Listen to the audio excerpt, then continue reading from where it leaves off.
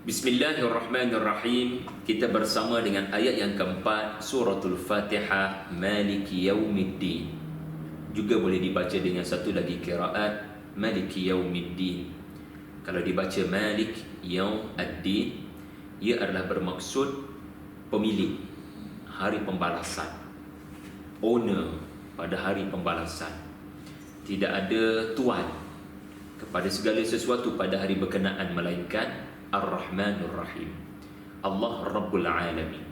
Manakala kalau dibaca sebagai Maliki Yaumiddin, ia bermakna raja yang akan membuat keputusan-keputusan besar yang tidak ada sebarang rayuan selepas keputusan itu dijatuhkan. Yaum Ad-Din adalah satu hari yang mana pada hari berkenaan akan dilakukan Ad-Din. Ad-Din ini bermaksud pembalasan. Segala perbuatan yang sudah dilakukan di atas dunia, rupa-rupanya ada catatan, ada rekod, ya. Dan tujuan catatan dan rekod berkenaan adalah untuk tujuan pendakwaan, untuk tujuan sabit kesalahan, untuk tujuan membuktikan apa yang dilakukan pada satu masa dengan siapa, di mana. Semua itu adanya rakaman dan catatan. Allah Ta'ala Maha Adil. Ya, setiap pendakwaan daripada catatan para malaikat, ya, akan ada bukti. Yauma tubelas sarair. Itulah hari di mana segala rahsia akan didedahkan. Dan pada hari berkenaan bukan sekadar satu orang yang solat akan menemui catatannya dia solat, tetapi juga Allah Ta'ala bongkarkan sebesar zarah. Apa yang dimaksudkan sebesar zarah? Sebagaimana disebutkan dalam surah Az-Zalzalah. Sebesar zarah disebut oleh Abul A'la Maududi rahimahullah adalah bermaksud motif setiap perbuatan. Kerana motif adalah perkara yang tidak nampak, seperti darah. Zarah, kalau menurut definisi hari ini, ia adalah atom. Ia tidak boleh dilihat dengan mata kasar. Hatta virus COVID-19 pun kita tidak boleh lihat dengan mata kasar, apatah lagi darah yang memerlukan kepada alat tertentu untuk melihat betapa halus, ya, makhluk yang bernama darah.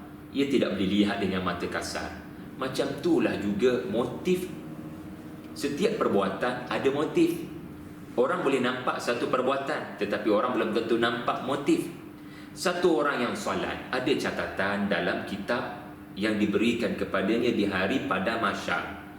Tetapi keadilan Allah adalah bukan sekadar tercatat di situ dia solat, tetapi adanya catatan sebesar zarah, motif dia solat.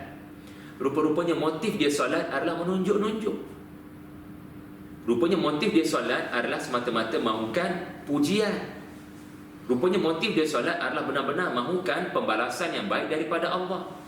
Rupanya motif dia solat adalah mahu berterima kasih pada Allah kerana menyelamatkannya tadi. Jadi keadilan Allah bukan setakat setiap perbuatan ada catatan, setiap perkataan ada catatan, bahkan motif dia melakukan sesuatu pun ada catatan. Inilah yang disebut sebagai Malik Yaumiddin. Maka berdasarkan ayat yang keempat ini, kita telah belajar tujuan Al-Quran turun yang ketiga adalah hari pembalasan. Yang pertama apa, tuan-puan? Yang pertama memperkenalkan siapakah Allah, tauhid. Yang kedua apa dia? Allah memberikan nikmat kepada hamba-hambanya. Lalu apakah nama nikmat tadi? Ayat-ayat kauniyah. Al-Quran penuh dengan ayat-ayat kauniyah. Lalu apa tujuan nikmat-nikmat ini diberikan?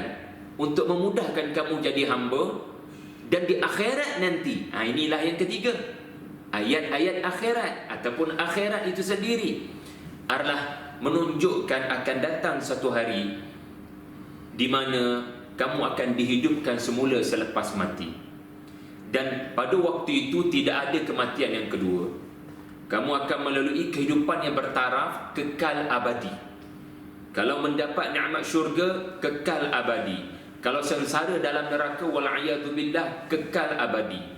Maka Al-Quran penuh dengan cerita syurga, cerita neraka. Bahkan Al-Quran penuh dengan cerita-cerita sebelum syurga dan sebelum ke neraka. Wallahu a'lam.